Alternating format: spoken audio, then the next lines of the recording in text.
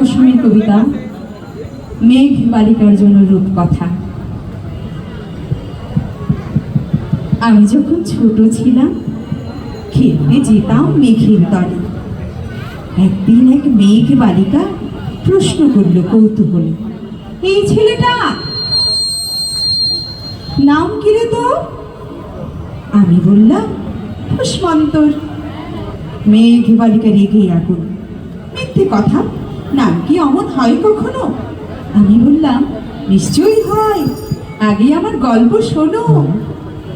সে বলল শুনবো না, যা, সেই তো রানী, সেই তো রাজা, সেই তো একই ঢাল তলোয়ার, সেই তো একই রাজার কুমার পক্ষী রাজে, শুনবো না আজ ওসব বাজে।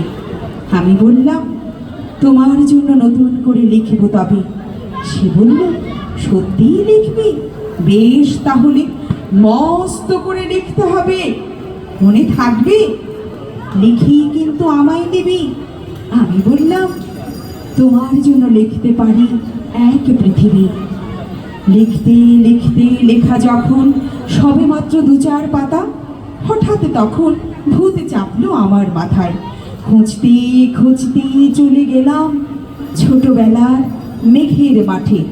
গিয়ে দেখি চেনা মুখ তো একটিও নেই এ তল্লাটে। একজনকে মনে হলো ওর মধ্যে অন্য রকম। এগিয়ে গিয়ে বলি তাকে, তুমি কি সেই মেঘ বালিকা? তুমি কি সেই? সে বলছে মনে তো নেই, আমারও সব মনে তো নেই। আমি বললাম তুমি আমায় লেখার কথা বলেছিলে। সে বলল সঙ্গে আছে, ভাসিয়ে দাও গায়ের ঝিলে।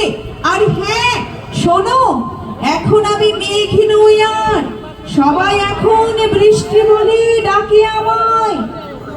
বলেই হঠাৎ এক ফসলায় চুল থেকে নখ আমায় পুরো ভিজিয়ে দিয়ে অন্য অন্য বৃষ্টি বাদল সঙ্গে নিয়ে মিলিয়ে গেল খরস্রোতায়, মিলিয়ে গেল দূরে কোথায়, দূরে দূরে দূরে। বৃষ্টি বলে ডাকে আমায়, বৃষ্টি বলে ডাকে আমায়। আপন মনে বলতে বলতে আমি কেবল বসে রইলাম, ভিজে একসা কাপড় জামা, গাছের তলায় বসে রইলাম। বৃষ্টি নাকি মেঘের জন্য। এমন সময় অন্য একটি বৃষ্টি আমায় চিনতে পেরে বলল, তাতে মন খারাপের কি হয়েছে? যাও, ফিরে যাও, লেখো আবার। এখন পুরো বর্ষা চলছে, তাই আমরা সবাই এখন নানান দেশে ভীষণ ব্যস্ত। তুমিও যাও, মন দাও গে তোমার কাজে। বর্ষা থেকে ফিরে আমরা নিজেই যাব তোমার কাছে। এক পৃথিবী লিখবো আমি, এক পৃথিবী লিখবো বলে ঘর ছেড়ে যেই বেরিয়ে গেলাম। ঘর ছেড়ে সে ঘর বাঁধলাম গহন বনে, সঙ্গী শুধু কাগজ কলম। একাই থাকবো, একাই দুটো ফুটিয়ে খাবো, 2-1 মুঠো ধুলো বালি যখন যারা আসবে মনে, তাদের লিখবো, লিখেই যাব। এক পৃথিবীর 100 রকম স্বপ্ন দেখার সাধ্য থাকবে যেরূপ কথা, সেরূপ কথা আমার একা। ঘাড় গুজে দিন লিখতে লিখতে, ঘাড় গুজে রাত লিখতে লিখতে, মুছেছে দিন মুছেছে রাত। যখন আমার লেখবার হাত অসাড় হলো, মনে পড়ল সাল কি তারিখ, বছর কি মাস, সেসব হিসেব আর ধরিনি।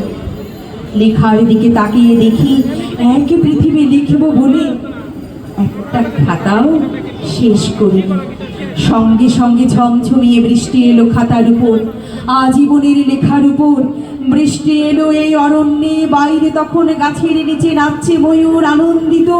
এ গাছ ও গাছ উঠছে পাখি, বলছে পাখি এই অরণ্যে আমরা থাকি, কবির জন্যে আমরা থাকি।